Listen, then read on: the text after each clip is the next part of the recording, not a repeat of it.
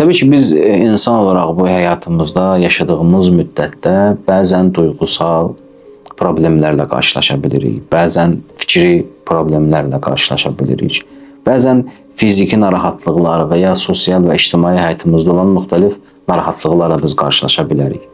Belə olan təqdirdə, yəni həyatımızın hər hansı bir sahəsində qarşımıza çıxan narahatlıqlar və problemlərlə qarşılaşanda, bu narahatlıq və problemlərin həll olunmasında üç mühüm məsələyə biz gərək diqqət yetirək. Birincisi, insan həmən problemin fərqində olmağı başarmalıdır. Çox insanlar ümumiyyətlə özlərinin hər hansı bir problemin içində olmasından xəbərləri olmur. Məsələn, İslam ədəbiyyatında bəzən buna qəflət deyilir və qəflətdən oyanmaq anlayışları var.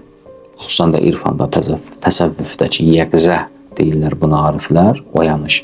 İnsan problemin fərqində olandan sonra, insan problemin nə olduğunu biləndən sonra və bu problemin onun həyatının hansı sahəsində, yəni duyğusal sahəsindədirmi, fikri və düşüncə sahəsindədirmi, fiziki problemlə qarşılaşıbmı və ya sosial və ictimai problemlə qarşılaşıbmı, bu sahələri təyin etdikdən sonra insan o problemin həlli üçün addım ata bilir.